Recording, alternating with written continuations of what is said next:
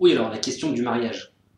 La question du mariage, qui est l'exemple parfait d'un sujet qui relève du bon sens et de la raison, un sujet sur lequel on ne devrait pas revenir, mais on y revient quand même pour des raisons d'actualité, d'actualité en cours actuellement. Alors, pour comprendre ce qu'est le mariage, on peut dans un premier temps revenir à la révélation. Et la révélation, qu'est-ce qu'elle nous dit? Eh bien, elle nous dit par exemple dans le verset 21 du 30e chapitre coranique que le mariage est avant tout structuré autour de la cohabitation.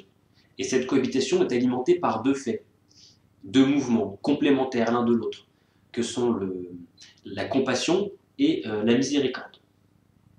Alors la compassion, c'est un mouvement soutenu, un effort, hein, c'est un mouvement actif, tandis que la miséricorde renvoie ici plutôt à un mouvement passif, à un mouvement intérieur, et même à un prérequis au mariage. Alors bien sûr, quand on va aller un petit peu plus loin, on comprend que finalement, la miséricorde qui circule entre les époux, c'est la miséricorde qui vient de Dieu.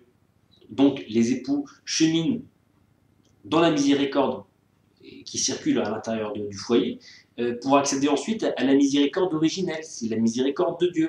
Donc c'est une progression de miséricorde à miséricorde, d'une miséricorde terrestre à une miséricorde beaucoup plus céleste, celle-ci. La miséricorde de Dieu, la miséricorde de toute éternité. Et d'ailleurs, la tradition prophétique nous rappelle que le mariage est la moitié de la religion.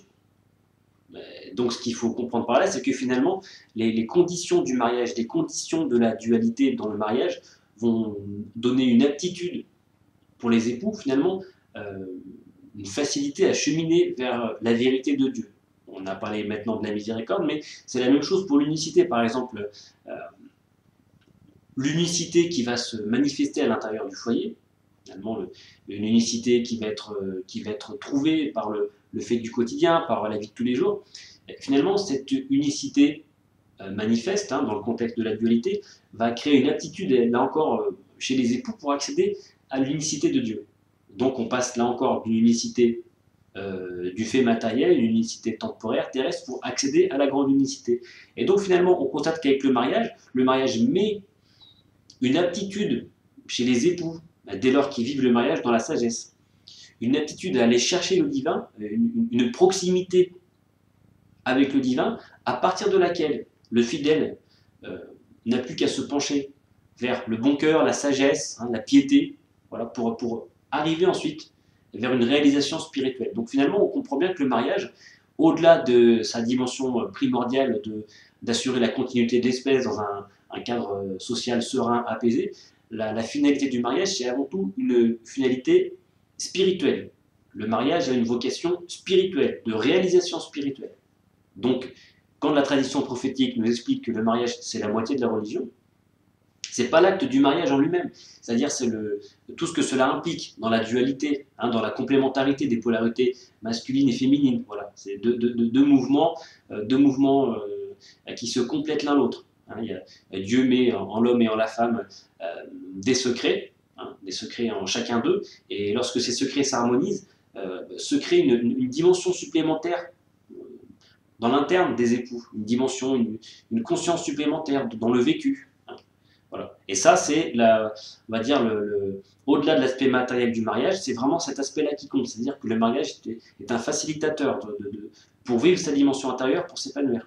Et c'est intéressant de constater qu'aujourd'hui, le mariage est considéré comme quelque chose qui empêche l'épanouissement, comme un fardeau, comme un poids, comme un engagement lourd, inutile. Voilà.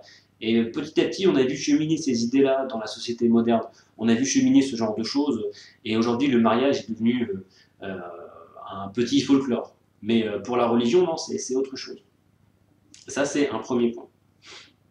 Maintenant, l'autre point, pour revenir à des considérations un peu plus matérielles, le mariage est aussi le lieu de la transmission des savoirs, des savoir-faire, de la connaissance, le lieu de l'éducation et de l'instruction, même si l'instruction est complétée par une instruction plus globale, l'instruction de l'éducation nationale.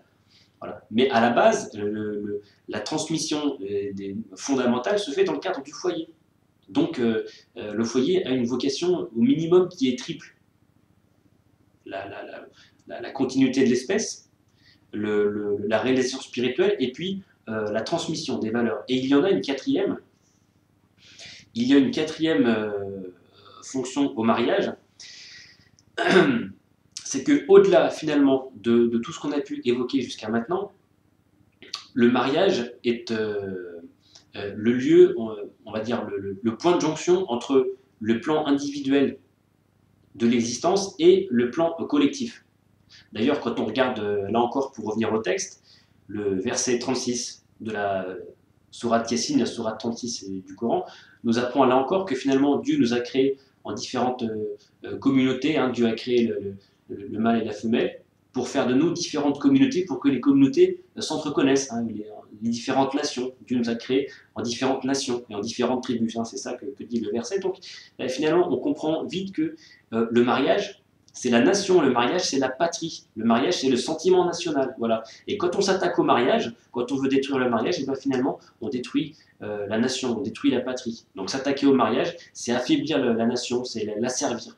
Et l'asservir à quoi? Et c'est là qu'on entre aussi dans une autre compréhension de ce que c'est que le mariage. Finalement, les valeurs traditionnelles du mariage, de transmission, de sagesse, de piété, bien, ce sont des valeurs qui sont fondamentalement incompatible avec le projet du grand capital et le projet de la finance internationale. Le mariage, la cellule familiale, est le dernier rempart de l'humanité, de la civilisation, contre cette forme d'aliénation, du mondialisme, de la société de consommation. Donc finalement, si on veut réduire à néant toute espérance de réhabilitation de la civilisation, il faut s'attaquer au mariage, du moins à ce qu'il en reste, hein, si on veut revenir à notre époque à nous, voilà, de ce qu'il en reste. Donc, finalement, le vrai système satanique par excellence, c'est celui qui s'attaque au mariage, parce qu'il s'attaque de fait à la civilisation, et il va soumettre la civilisation vraiment aux faits matériels complètement désacralisés, donc à la finance internationale. Voilà, ce qui est en jeu actuellement. Et donc, on peut vraiment regretter que de plus en plus les foyers qui résultent d'un mariage ou d'autres choses d'ailleurs, deviennent de plus en plus les temples de l'exaltation, hein, du grand capital et de la finance et de la consommation, alors qu'à l'origine, hein, un foyer conjugal, c'est le territoire sacré du bonheur, de l'épanouissement, de la transmission, hein, et de la fierté nationale. Voilà. Donc, on subit actuellement une agression d'une brutalité féroce contre le mariage, donc contre la civilisation, et on est bien en droit de se demander, au final, mais qui sont ces gens qui nous font ça? Pourquoi est-ce qu'ils nous agressent? Qui les finance? Qui les paie? Qui organise? Et comment tout ce système de déstructuration de la société est organisé, hein? Parce que on ne me fera pas croire que c'est le fruit du hasard. Non, c'est quelque chose de préparé. Ça a pris du temps. Autant on va dire la progression de la société par le mariage a mis du temps à se faire, autant sa destruction met aussi du temps, parce que les piliers solides de la civilisation ont vocation justement à pouvoir résister. Mais voilà, au bout d'un moment, les murs commencent à s'effriter. Et là, on est arrivé au stade où le système est en train d'abattre un homme à terre, hein, quelque part. Je veux dire, bon. Donc finalement, on constate que malgré tout, il y a des forces qui se mobilisent à droite, à gauche, ici et là, de tous bords, hein, de toute confession, voilà, qui se mobilisent parce que finalement, la question du mariage ramène à la question de l'homme. Et le système, peut-être, a voulu aller un petit peu trop loin, un petit peu trop vite, n'a pas évalué finalement qu'il y a une conscience inconsciente de ce fait qui relie l'individu à ce qui le transcende. Hein. Et la première chose qui transcende l'individu, c'est-à-dire quand on regarde au sens de l'histoire, c'est le fait de savoir qu'il vient de quelque part et qu'il va laisser derrière lui quelque chose qui continuera même après sa mort. Voilà. Et donc, c'est-à-dire, ce qui le transcende, c'est le temps et ce qu'on laisse perdurer dans le temps.